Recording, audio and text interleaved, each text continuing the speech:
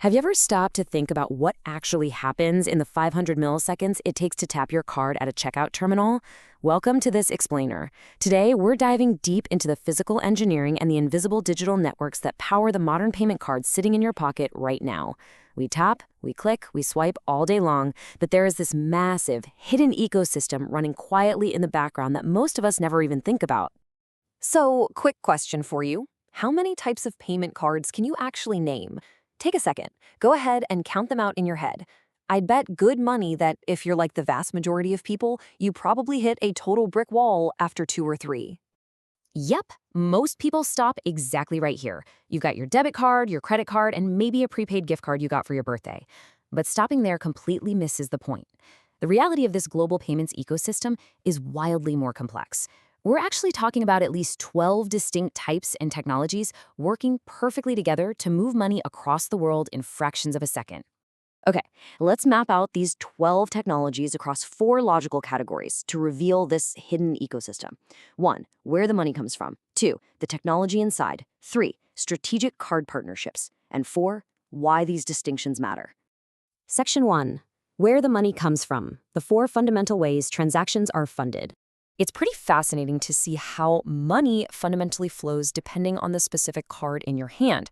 With a debit card, you're using your own money, right? It's deducted straight from your checking account. With a credit card, you're essentially borrowing the issuer's funds, which lets you repay later while often racking up rewards. Now, a charge card might look identical to a credit card, but there is zero revolving balance. You absolutely have to pay the full amount due by the end of the billing cycle. And then we have prepaid cards. These are funded entirely in advance with no credit line attached at all. So they're incredibly common for things like managing payroll, giving gift cards, or having safe travel spending money. Section 2, the technology inside, the digital mechanics of modern payments. Now let's peel back the physical layers. You might not even hold a physical card at all these days. Virtual cards are completely digital-only credentials, and they are an absolute game changer for control and security, especially when we're talking about e-commerce and B2B payments. Think about it. If a virtual card number gets compromised online, you literally just delete it and generate a new one. No waiting for a piece of plastic to show up in the mail. And building on that, when you double-click your phone at the register to use Apple Pay, Google Pay, or Samsung Wallet, you are relying on tokenized technology. Network tokenization swaps out your actual 16-digit primary account number for a secure, mathematically generated token. So the merchant never, ever sees your real account details. Even if their entire system gets hacked, the bad guys just get useless single-use gibberish.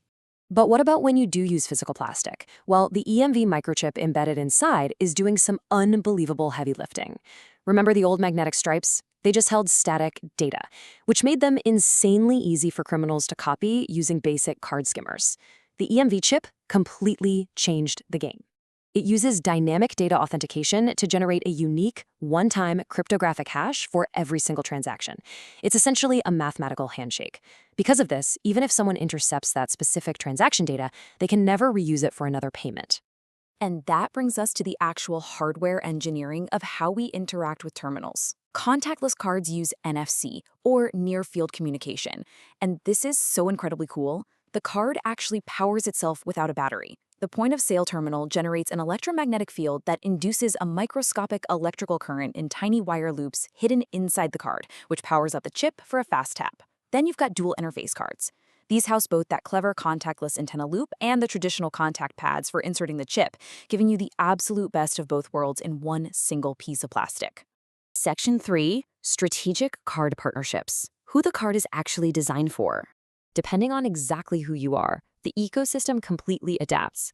You might be carrying a corporate card that your company issued strictly to manage business travel and employee expenses, or maybe you have a co-branded card in your wallet. This is where a massive bank partners directly with your favorite airline, hotel, or major brand to offer you highly targeted loyalty rewards. Then there are private label cards. These are totally locked down. They only work within a specific retailer's network, and they're engineered from the ground up to keep you firmly inside their specific ecosystem and guarantee your loyalty to that brand. Section 4. Why these distinctions matter. The real-world stakes of card technology. Look, these aren't just trivial tech specs. This is the invisible rulebook of global commerce. Every combination of these technologies dictates exactly how your data flows through the five-party payment system, from you to the merchant, to the payment gateway, to the global card network, and finally to your issuing bank. This entire chain decides who assumes the financial risk if a fraudster steals the card. It determines how interchange fees, which run anywhere from 1.5% to 3%, are calculated and split, which ultimately impacts the prices we all pay at the store. And remember, issuing banks are running massive AI fraud detection algorithms evaluating all of this in under 100 milliseconds. As our source material points out, that is the part of the payments conversation many people overlook. We have evolved from simple paper Diners Club cards in the 1950s to modern silicon microcomputers.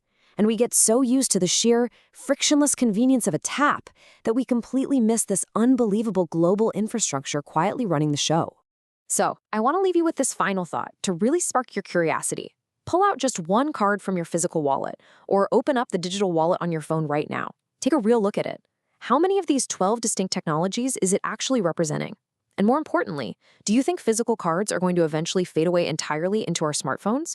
Or is that piece of plastic going to keep evolving into its own specialized ambient security device? Once you understand this hidden ecosystem, I guarantee you will never look at a simple payment the same way again. Thanks for joining me for this explainer.